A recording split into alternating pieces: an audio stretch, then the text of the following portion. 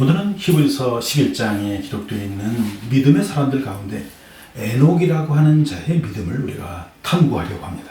그는 한마디로 하나님을 기쁘시게 하는 자였다라는 칭찬을 받고 있습니다. 여러분 한번 같이 들어가 볼까요?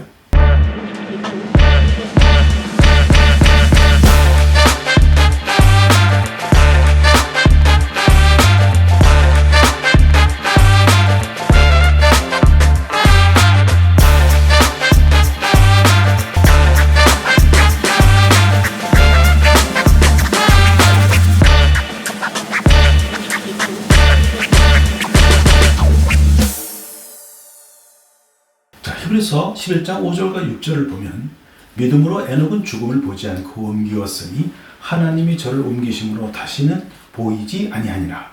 저는 옮기기 전에 하나님을 기쁘시게 하는 자라 하는 증거를 받았느니라.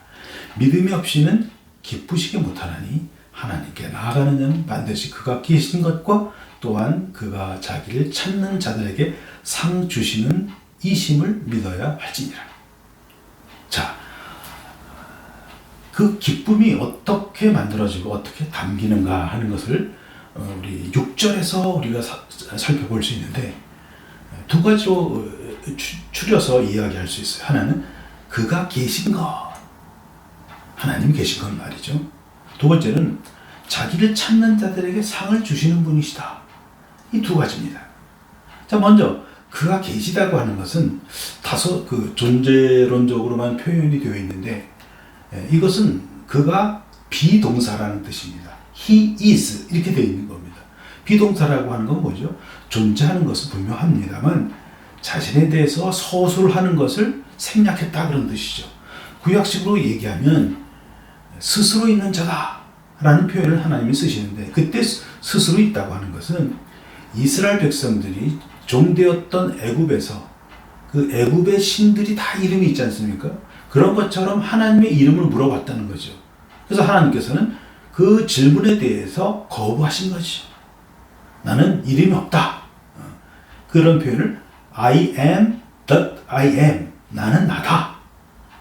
그래서 애굽의 그 다신론에 대한 하나님께서 강력한 배격을 하고 계시는 것이죠.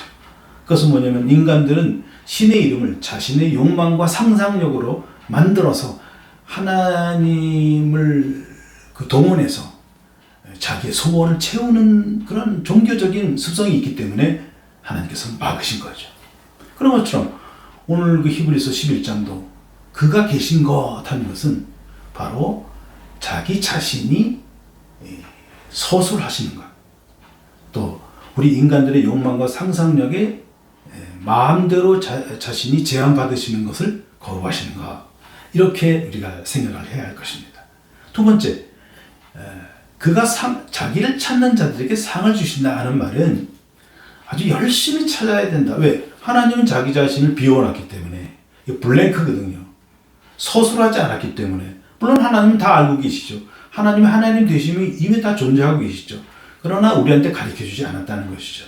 그것은 우리를 혼란하게 만드시는 것이 아니라 우리가 찾아서 우리가 우리의 것을 누릴 수 있도록 그렇게 하셨다는 것이죠. 우리가 하나님의 상속자 아닙니까?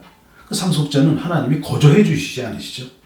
우리가 직접 훈련하고 익혀서 우리가 상속자로서의 그 자격과 그 신분에 걸맞게 우리가 성장해야 되듯이 말이죠. 열심히 찾아야 된다. diligently seek 이렇게 되어 있어요. 그것 자체가 보상이 될 것이다. 그것을 reward, 그것이 상이 될 것이다 하는 것이죠. 너희가 채우면 그것만큼 너희에는 상이 될 것이다. 그런 얘기가 되겠죠.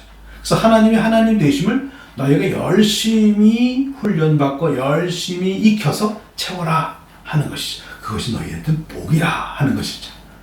우리가 여기서 꼭 한번 짚고 넘어갈 것이 뭐냐면 믿음에는 두 영역이 있다는 것이죠. 은혜의 영역과 책임의 영역이 있는데 로마서 4장은 은혜의 영역을 강조하고 있죠. 구원은 율법의 행위로 만들어지는 것이 아니라 믿음으로 만들어진다. 그래서 이 믿음, 이것이 인과율의 반대, 원인을 제공하지 않았는데도 주시는 전적인 하나님의 행위와 하나님의 계획에 의해서 주셨다 할 때 그것도 믿음이라고 얘기한단 말이에요. 특별히 거기서는 은혜의 영역을 다루고 있죠. 그럼 오늘 히브리서 11장은 믿음에 있어서 책임의 영역을 다루고 있어요. 그래서 믿음은 이 은혜의 영역과 책임의 영역이 이게 두 가지로 나뉘어져 있다는 것을 우리가 먼저 알아야 되고요. 그래서 오늘 기록되어 있는 것은 너희가 열심히 그 하나님의 하나님 되심을 찾아서 채워 넣어라 하는 것이죠. 자, 그러면 성경의 한 인물을 들어서 그 책임의 영역을 우리가 한번 살펴보겠습니다.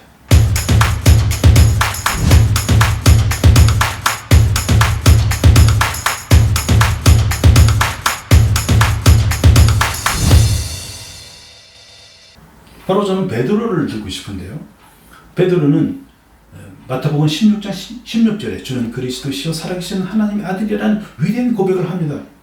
그래서 예수님께서 이 고백 위에 교회를 세워주시고 천국 열쇠를 쥐어주십니다. 그러나 놀랍게도 예수님께서는 자신이 고난받고 곧 죽게 될 것이라는 예언을 합니다. 그랬을 때 베드로가 화들짝 놀라면서 절대 그런 일은 없을 것입니다 그랬던 것이죠. 그래서 결국에는 나중에는 예수님을 부인하고 저주까지 하는 그러한 일들이 있게 되죠. 자, 이런 것을 볼 때 우리가 하나님의 하나님 되심을 채워 넣어야 되는데 하나님은 자기 자신을 가장 잘 보인 것이 자신의 아들 예수 그리스도거든요. 예수 그리스도가 이 땅에 오셨고 가장 가까이 있는 제자들도 충분히 이해하지 못했다는 것이죠. 이것은 이제 상당히 이제 노력을 해야 되는 부분이라는 거죠.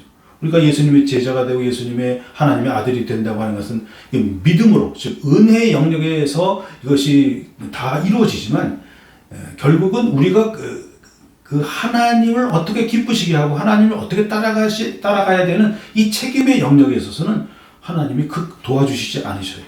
우리가 우리 인생과 우리의 시행착오와 우리의 그 긴 시간을 통해서 이것이 만들어져요. 그래서 베드로는 그가 갈릴리 바다에서 예수님을 다시 만나서 사랑을 확인하지 않습니까?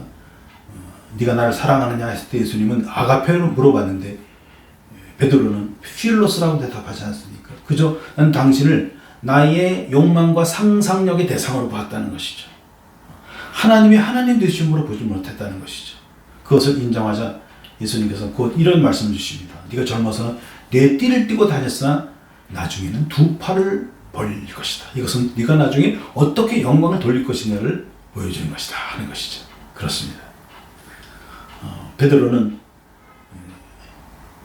그 블랭크를, 즉 하나님의 하나님 되심, 그것이 예수 그리스도로 말하면 크게 드러났지만 가까이에서도 그가 잘 몰랐던 그가 자기의 우여곡절이 있는 그 인생을 살면서 또 파란만장한 인생을 살면서 그것이 채워지기 시작합니다. 그래서 나중에 어떻게 영광을 돌릴 것인가 예수님처럼 두 팔을 벌려서 많은 사람을 위해서 자기 자신을 내어주는 자로서 살게 되었다는 사실입니다.